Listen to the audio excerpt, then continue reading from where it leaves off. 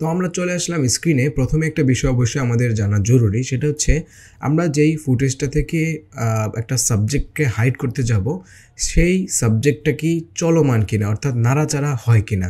যদি আমাদের নাড়াচাড়া করার ফুটেজ হয়, সেই ক্ষেত্রে এই ফুটেজটাকে আমাদের একভাবে কাস্টমলি ধরে করতে হবে।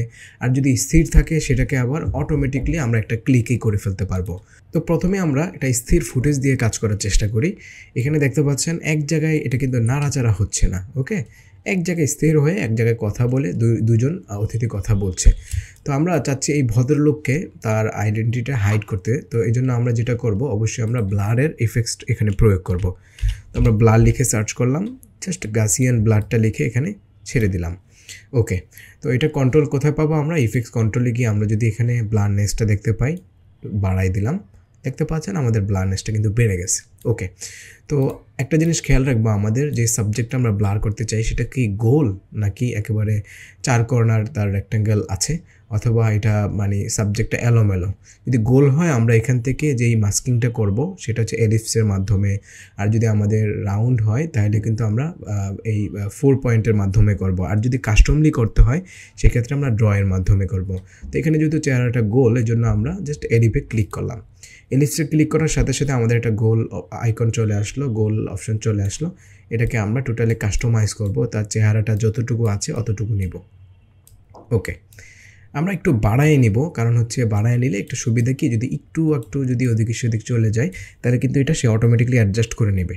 ফাইন, আমরা ব্লারনেসটা একটু বাড়ায় দিই। ওকে, ঠিক আছে।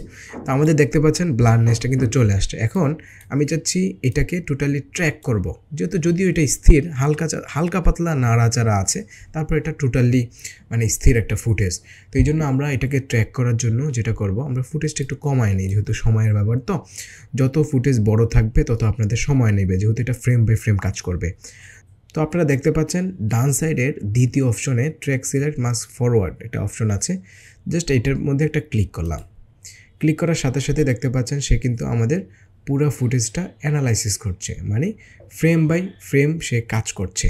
ওকে, মানে প্রত্যেকটা ফ্রেমকে ট্র্যাক করছে। যদি এদিক সেদিক কোনো ফ্রেম যাওয়া হয় তাহলে কিন্তু সেই ফ্রেমটাকে সে এইটার ভিতরে আবদ্ধ করে ফেলছে। তো আমাদের প্রায় এটা শেষ হয়ে গিয়েছে। ফাইন, ওকে। এখন যদি শুরু থেকে দেখেন হালকা পাতলা সে কিন্তু নড়াচড়া করছে, তারপরে কিন্তু তার সাথে এটা অ্যাডজাস্ট হয়ে গিয়েছে। ওকে, ফাইন। তো এটা স্থির ফুটেজের ক্ষেত্রে আমরা এইভাবে করতে পারি, কিন্তু যেটা হচ্ছে টোটালি অনেক বেশি নাড়াচাড়া করবে সেটাকে আবার আমাদের কাস্টম ধরে ধরে করতে হবে। তো চলেন এখন আমরা কাস্টমের ব্যাপারটা দেখে নিই। ওকে, আমরা হচ্ছে যেই নাড়াচাড়া ফুটেজটা এটা নিয়ে আসি। ফাইন, এটা দেখতে পাচ্ছেন একটু ছোট, আমরা রাইট ক্লিক করে set two frame size, scale two frame size দিয়ে দিলাম।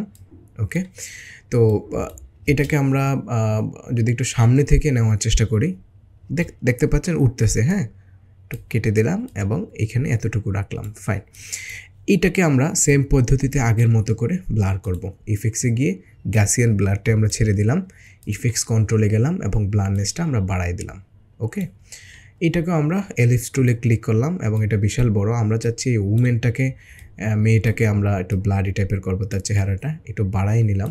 ফাইন, ওকে, তো আমরা ব্লার করে ফেললাম। এখন এটাকে সরাসরি আমাদের কাস্টম করতে হবে। এর রিজন কি? এর রিজন হচ্ছে এটা যেহেতু মানে সাবজেক্টটা আমাদের উঠবে, একটু হাত মিলাবে, অনেক ব্যাপার আছে, একটু ঘাড়ও ঘুরাইতে পারে, এই জন্য আমাদের এটা টোটালি কাস্টম করতে হবে। তো কাস্টম তৈরি করতে গেলে আমরা একেবারে শেষের যে ডান সাইডের প্রান্তের মানে অপশনটা আছে এখানে ক্লিক করব। আর যদি অটো করতে চাই সেক্ষেত্রে আগেরটা ক্লিক করব। জাস্ট আমরা track select mask forward 1 frame এটাতে একটা ক্লিক করলাম। ক্লিক করার সাথে সাথে এখানে দেখতে পাচ্ছেন একটা কি ফ্রেম পড়ে গেছে। ওকে, এখন আমরা ফ্রেম বাই ফ্রেম যত কাজ করব তত কাজটা নিখুঁত হবে। ওকে, আমরা সামনে গেলাম, ধরুন আমাদের তো ফ্রেম বাই ফ্রেম সময় নেই কাজ করার, এই জন্য আমরা ফ্রেম বাই ফ্রেম কাজ করতে পারছি না, একটু বেশি বেশি আমরা যাচ্ছি। হ্যাঁ, আপনারা অবশ্যই এটাকে ফ্রেম বাই ফ্রেম কাজ করবেন, তাহলে হবে কি, এটা যেখানে যাচ্ছে সাবজেক্টটা আপনার ওই সাবজেক্ট অনুযায়ী যাবে। ওকে, এমনকি আপনারা কিন্তু এটাকে এই যে অ্যাঙ্কর পয়েন্টগুলো কমাইতে পারেন, অ্যাঙ্কর পয়েন্টগুলো বাড়াতে পারেন এই ফ্রেমের সাথে সাথে। ওকে, আমি একটু বেশি করে নিচ্ছি, হয়তো আমারটা অ্যাডজাস্ট হবে না, আপনারা এটা ফ্রেম বাই ফ্রেম কাজ করবেন। হ্যাঁ, ওকে, সামনে গেলাম, মোটামুটি আমাদের হয়ে গেছে দেখতে পাচ্ছেন। ওকে, ফাইন, হয়ে গেছে। এখন যদি শুরু থেকে আমি দেখাই, দেখেন আমাদের সাবজেক্টের সাথে সাথে কিন্তু এটা যাচ্ছে, যদিও আমারটা অ্যাকুরেট হয় নাই, কারণ হচ্ছে একটু মানে বেশি 10 ফ্রেম 5 ফ্রেম করে করেছি, তো তারপরে দেখেন জিনিসটা কিন্তু নিখুঁত হচ্ছে আর কি, তার সাথে সাথে যাচ্ছে। ওকে, তো আপনারা হচ্ছে যখন এরকম আপনাদের সামনে ফুটেজ আসবে, আগে খেয়াল করবেন যে এটা কি ফুটেজটা কি নাড়াচাড়া করছে কিনা, অথবা সাবজেক্ট কি এদিক সেদিক হচ্ছে কিনা।